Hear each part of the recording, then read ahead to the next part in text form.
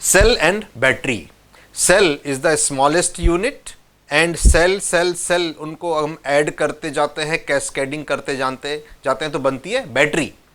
Cell से हम सब वाकिफ हैं, घर में बोलते हैं जाओ मार्केट से सेल ले आना, मार्केट जाकर के 2 सेल ले आना, रिमोट में नहीं डल रहा है, ख़त्म हो गया है, जाके ले आना, घड़ी में डलना है, एक सेल ख़त्म हो गया, घड़ी बंद हो गई। सेल हर एक को मालूम है। ये होता क्या है, हाउ इट वर्क्स। सेल के बहुत सारे मीनिंग होते हैं, जैसे कि बायोलॉजी में सेल का मतलब होता है सब smallest unit of the body, जो बॉडी को कंस्ट्रक्ट करने के लिए सबसे छोटा यूनिट है उसको सेल बोला जाता है। फिर मोबाइल के टाइम पे भी जब हम यूज़ करते हैं सेल्यूलर फ़ोन, वाई बिकॉज पूरे जोन को, पूरे एरिया को छोटे छोटे सेल्स में डिवाइड किया जाता है। जब आप एक जगह से दूसरे जगह जाते हैं, एक टावर से आपको सिग्नल मिलता है, लेकिन जब आप दूसरे जोन में जाते हैं तो आपको दूसरे टावर से ऑटोमेटिकली स्विचिंग हो जाती है और दूसरे सेल में आप एंटर करते हैं तो आपको वहाँ सिग्नल मिलने लगता है।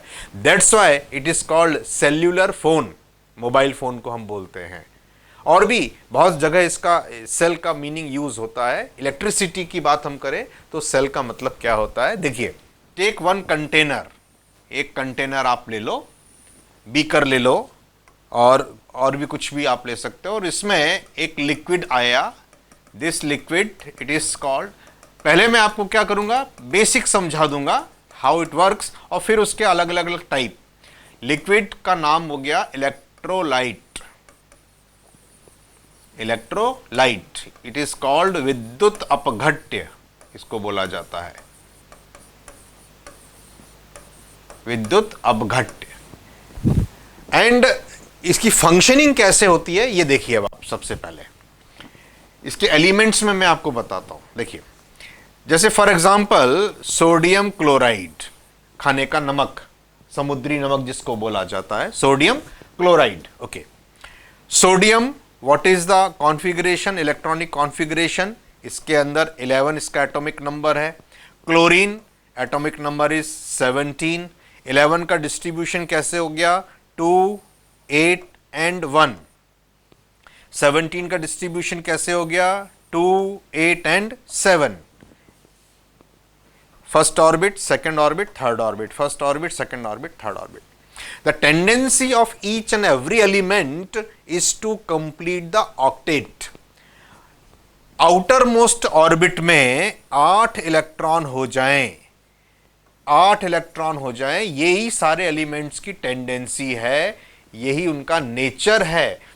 अगर किसी के पास एक आध इलेक्ट्रॉन ज़्यादा है, एक्सेस में है, तो वो डोनेट भी कर सकता है। 2 हैं तो डोनेट भी कर दे, ज़्यादा है तो 3 भी डोनेट कर दे।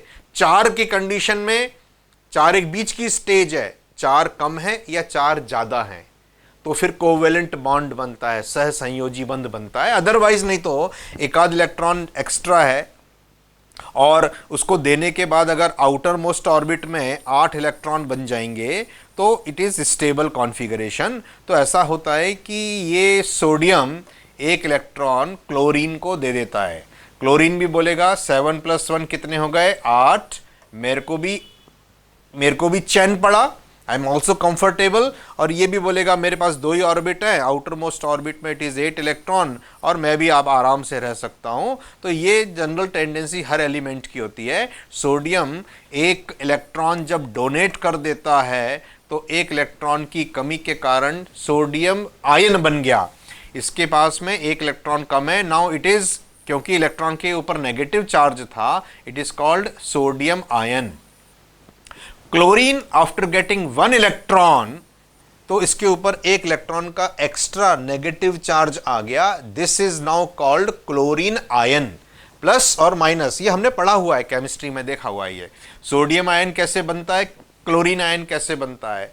नाउ ये तो इनकी केमिकल टेंडेंसी है कि भाई ऑक्टेट कंप्लीट करने के लिए, स्टेबल होने के लिए एक इलेक्ट्रॉन दे दें, एक इलेक्ट्रॉन ले लें, और ये इनका ये फॉर्मेशन हो गया। फिजिक्स बोलती है कि इसके ऊपर है पॉजिटिव चार्ज, इसके ऊपर है negative charge, they will attract each other. Coulomb's law, what is Coulomb's law, F is equal to 1/4 pi epsilon 0 epsilon r जिसको के भी बोलते हैं, dielectric constant Q1 Q2 by r square, पिछले चैप्टर्स में हम पढ़ते आए हैं।